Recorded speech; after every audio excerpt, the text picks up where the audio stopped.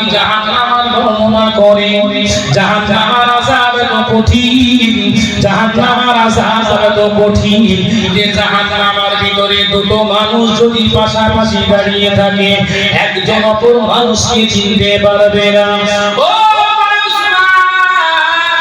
আল্লাহ নবী যে জাহান্নামের কথা বলেছে যে জাহান্নামকে আল্লাহ এক বছর নয় 2 বছর নয় 3,000 বছর জ্বালানোর পরে যে জাহান্নামের আগুনের কালারটা হয়েছে কালো ও ভাই উসমান রাসূলুল্লাহ যখন এই জাহান্নামের কথা বলেন রাসূলুল্লাহ যখন এই জাহান্নামের আযাবের কথা বলেন তখন আপনি এত কাঁদেন না তখন আপনি এত ভেঙে পড়েন না উসমান আপনি যতটা কান্না কবরের পাশে দাঁড়িয়ে কাঁদেন কি ব্যাপার আপনি আমাদেরকে যদি বলতেন আমরা শুনে খুশি হতাম ও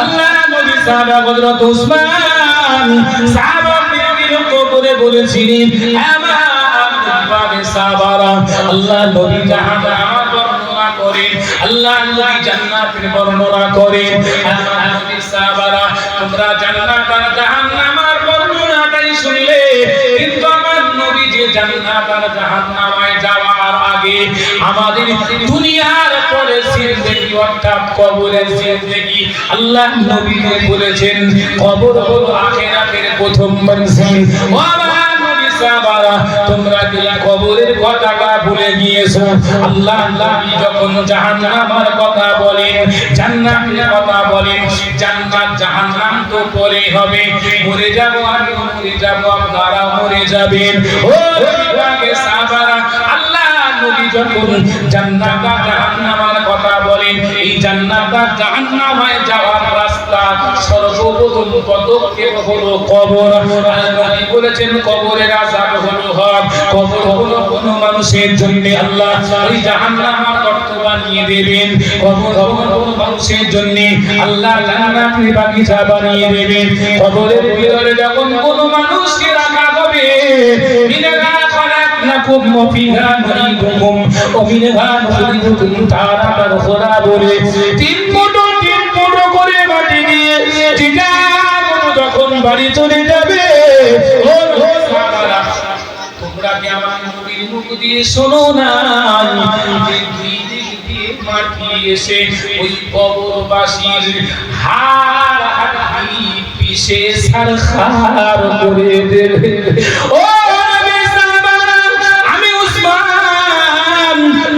কবরে ডাকতে যাই আমার নবীর কথাটা মনে পড়ে যায় আমার নবী আমাকে জান্নাতি বলেছেন আমার নবী আমাকে জান্নাতি বলেছেন ঠিকই কিন্তু জান্নাত আর জাহান্নাম তো হবে কিয়ামতের ময়দানে মাহশরের বিচারের পরে কিন্তু এই বিচারের আগ পর্যন্ত যে কবরে থাকতে হবে আমার নবী সাহাবারা তোমরা কি শোনো নাই আল্লাহ যদি আমি উসমান আমার জিন্দেগির পুরো ইবাদতের উপরে অসন্তুষ্ট হয়ে আমার কবরটাকে জাহান্নামের গর্ত বানিয়ে দেয় আমি উসমান আল্লাহ জাহান্নামের আযাব সহ্য করতে পারবো না আল্লাহর কবরের আযাব সহ্য করতে পারবো না আমি কবরের পাশে দাঁড়িয়ে আল্লাহ দরবারে রোনাজারি করি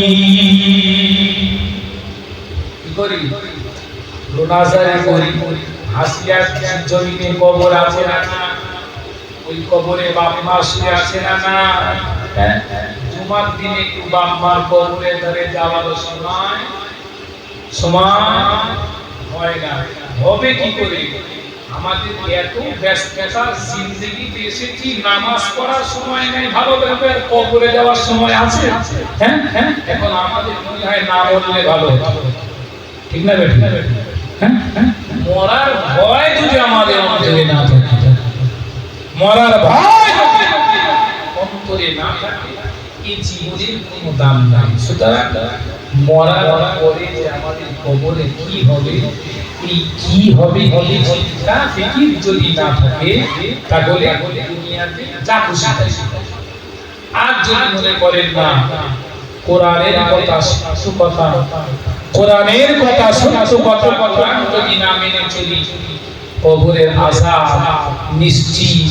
এখনো সময় আছে, এখনো সময় আছে। দিন দুনিয়ার বাদশা রহমাতুল লিল আলামিন যে নবীকে তৈরি না করলে আল্লাহ কায়নাত আসমান জমিন কিছুই তৈরি করতে না। ওই নবী রহমাতুল লিল আলামিন কবরের ধারে গিয়ে কাঁদতেন কিনারে কিনারে। আর আমরা এত পণ্ডিত হয়ে গিয়েছি যে কবরের ধারে যাওয়া লাগবে। আম্মা জান হযরত আয়েশা হুমায়রা রাদিয়াল্লাহু আনহা বলেন, এক রাতে গভীর রজনীতে আমি আয়েশা আমার ঘুমটা ভেঙে গেল। হঠাৎ করে দেখি রাসূলুল্লাহ আমার পাশে নাই। কে নাই? রাসূলুল্লাহ আমার পাশে নাই। আমার বড় ভয় লেগে গেল যে রাসূল কোথায়। না জানি রাতের বেলা আমার উপরে অসন্তুষ্ট হয়ে অন্য কোনো বুজানের কাছে চলে গিয়েছে, না ঘর থেকে বার হয়েছে কোনো কুফারে কুরাইশরা এসে আমার নবীকে উঠিয়ে নিয়ে চলে গিয়েছে। এই না মনের ভিতরে বেদনা নিয়ে আম্মা জান আয়েশা গভীর রজনীতে ঘর থেকে বার হয়ে অন্য অন্য বুজানদের ঘর থেকে তালাশ করে আসলেন। দেখে আসলেন নবীকে দেখতে পেলেন, নবীকে দেখতে পেলেন। আম্মা জান আয়েশা বলেন, আমি যখন মদিনার মসজিদে নববী শরীফের কাছে চলে আসলাম, আমি মনে মনে চিন্তা ভাবনা করলাম রাসূলুল্লাহ কবরস্থানের দিকে গিয়েছে, উনি মাঝে মধ্যে কবরস্থানের কাছে যান। হঠাৎ করে লক্ষ্য করে দেখি আল্লাহ নবী গভীর রজনীতে জান্নাতুল বাকিতে দাঁড়িয়ে আল্লাহর দরবারে মুনাজারি করছেন। জোরে বলুন সুবহানাল্লাহ। কে মুনাজারি করছেন? কে? রাসূলুল্লাহ কবরের পাশে দাঁড়িয়ে আল্লাহ মুনাজারি করছেন। আম্মা জান আয়েশা বলেন যে আমি রাসূলুল্লাহর পাশে গেলাম, রাসূলকে দেখতে না দিয়ে আমি শুধু গিয়ে একটু শুনতে পেলাম রাসূলুল্লাহ আল্লাহর কাছে কাঁদছেন আর বলছেন, আল্লাহ আমার গুনাহগার উম্মাতানের উপায় কি হবে? জোরে বলুন সুবহানাল্লাহ। আমার গুনাহগার উম্মাতানের উপায় কি হবে? এই কথা বলছেন আর অধর্মায় কাঁদছেন। আমি ওখানে চলে আসলাম। রাসূলুল্লাহ বাড়িতে আসলেন, আমি রাসূলকে কোনো কথা বলি নাই। রাসূল বলছেন, আয়েশা কি ব্যাপার? আয়েশা কি ব্যাপার?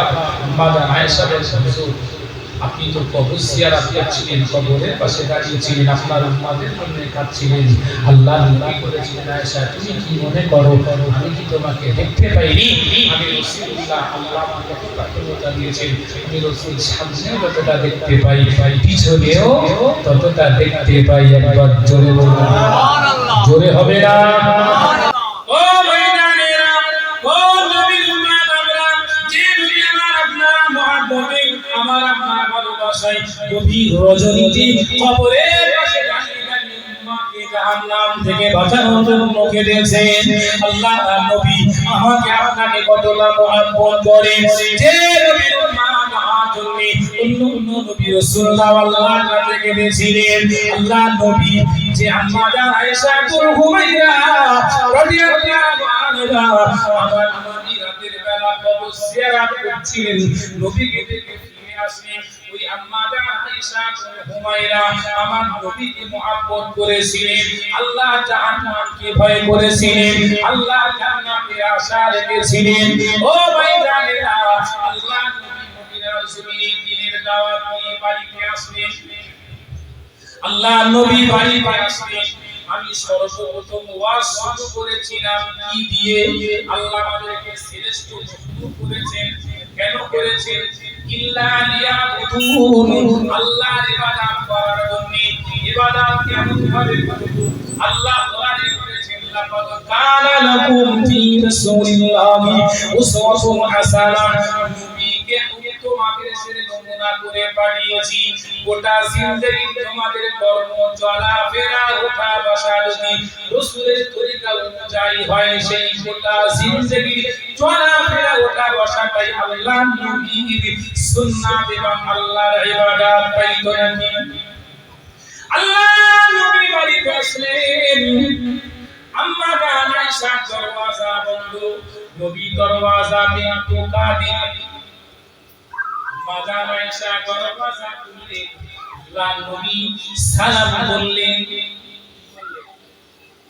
কথা বলে না সালাম করলেন এই সালাম আমাদের ভিতরে আছে নবীর বড় সুন্নাত হলো বাড়িতে গিয়ে স্ত্রীকে সালাম দেওয়া এই সুন্নাত আমাদের কাছে লজ্জা লাগে অনেকে হাসে ছি ছি হ্যাঁ নবীর সুন্নাত আপনি বাড়িতে গিয়ে স্ত্রীকে সালাম দেবেন আমি বলছি ভাই নবী বলেছেন যে বাড়িতে বাড়িতে সালাম দেবে সেই বাড়িতে আল্লাহর রহমত বর্ষণ হবে জোরে বলুন সুবহানাল্লাহ আজকে সালাম দে যার কারণে রহমতের মধ্যে গজব ঢুকে গেছে ঠিক না ঘরে সারা রাত টিভি চলছে সিনেমা চলছে তার ফোন চলছে ঠিক না হ্যাঁ আমরা কোন সমাজে চলে এসেছি ভাই আল্লাহ নবীর সুন্নাত তরিকা হলো বাড়িতে সালাম করো বিবিকে সালাম করো বাচ্চাদেরকে সালাম করো বাড়িতে যদি কেউ না থাকে ঘরে ঘরে আল্লাহর রহমতি ফেরেশতারা আপনার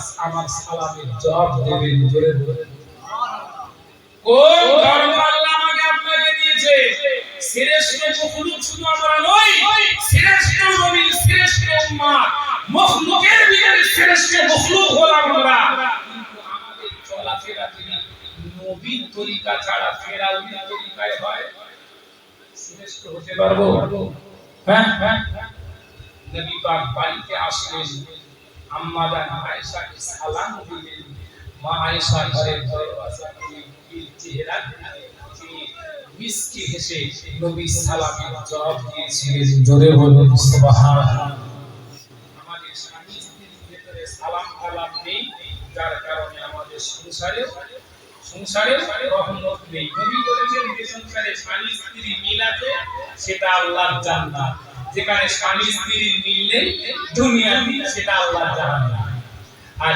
স্ত্রী কি জিনিস যাদের আছে তারাই বুঝি হ্যাঁ আমরা যদি নবীর তরিকাকে সম্মুখে রেখে চলি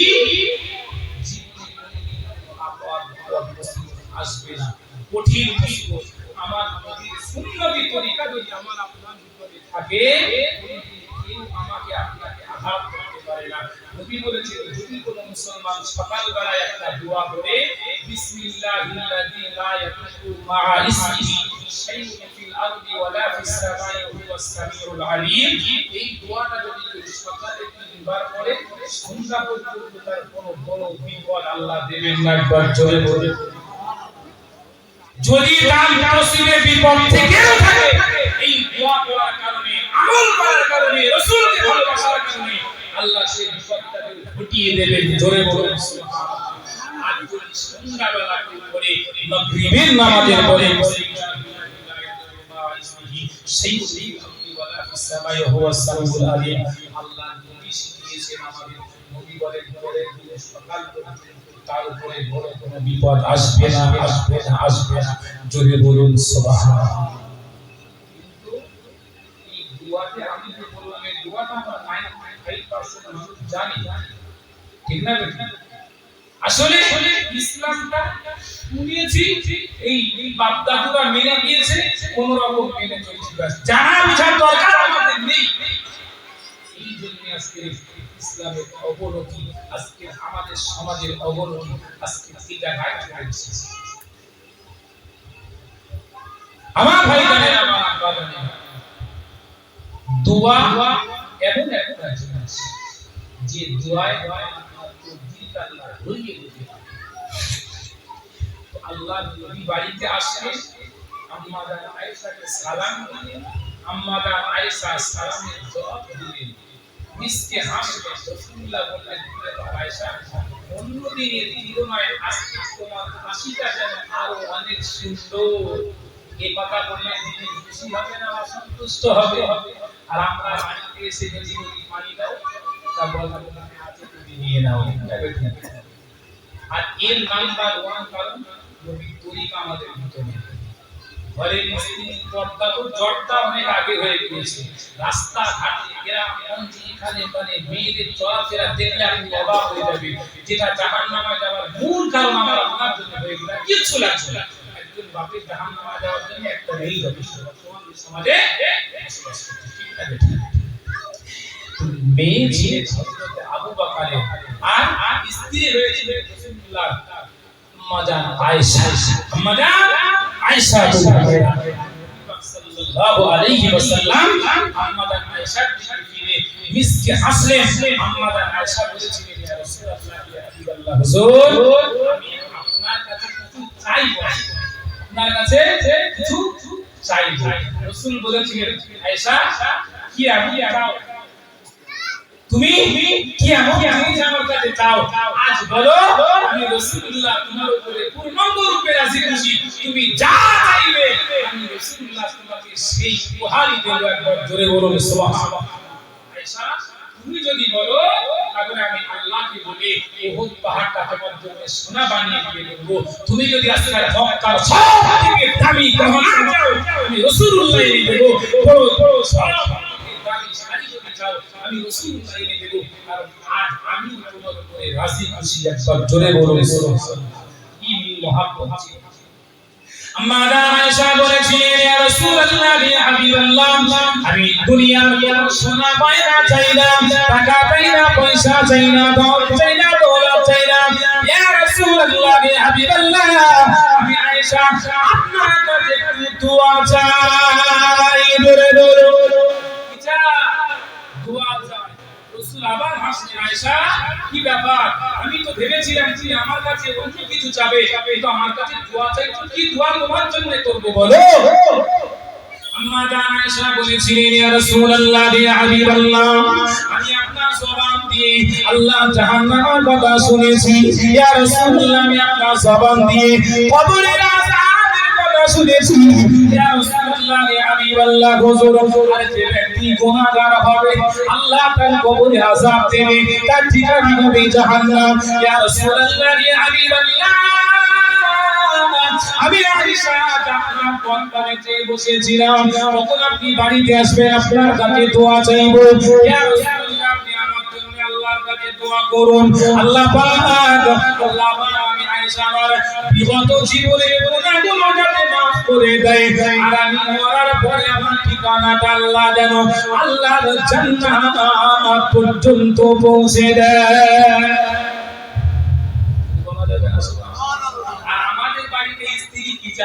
ঈদের সময় ভাবে যদি শাড়ি না দেওয়া হয় মুখের দিকে ফেরা যায় না।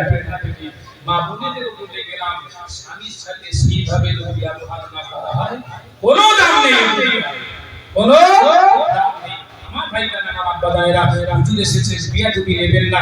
শেষ কথা বলে যাই, রাসূলুল্লাহর স্ত্রী আম্মা জান রাসূলের কাছে দোয়া চাই। আল্লাহ নবী মা আয়েশার কাছে দোয়া করতে লাগলেন, আল্লাহ আমার আয়েশা আমার কাছে দোয়া চেয়েছে, আল্লাহ আমার আয়েশার বিগত জীবনের গুনাহগুলো মাফ করে দেন। আমার আয়েশা যতদিন বেঁচে থাকবে সেই দিন পর্যন্ত যা গুনাহ করবে, যদিও কোনো গুনাহ করে নবীর স্ত্রী গুনাহ করবেন না, এটা আমার নবী জানতেন। যদিও কোনো ভুল করে আল্লাহ সেটাও আপনাকে মাফ করে দেবেন। জোরে বলুন সুবহানাল্লাহ। এই কথা শুনে মা আয়েশার মনের ভিতরে একটু খটকা লাগলো। নবী দোয়া শেষ হলো, নবীকে জিজ্ঞাসা করলেন, আমি তো দোয়া চেয়েছি আপনার কাছে, আল্লাহ আমার গুনাহ মাফ করে দিলে যথেষ্ট, আমার গুনাহ মাফ করে দিলে যথেষ্ট। আপনি আমার আগে পিছে সমস্ত গুনাহ থেকে আল্লাহর কাছে দোয়া চেয়েছেন। আল্লাহ নবী বলেছেন, আয়েশা আজকে তোমার জন্য যে দোয়া চেয়েছি আল্লাহ সেই দোয়া কবুল করেছেন। তোমাকে আল্লাহর জান্নাতি আমার আল্লাহ ঘোষণা দিয়ে দিয়েছেন। জোরে বলুন সুবহানাল্লাহ।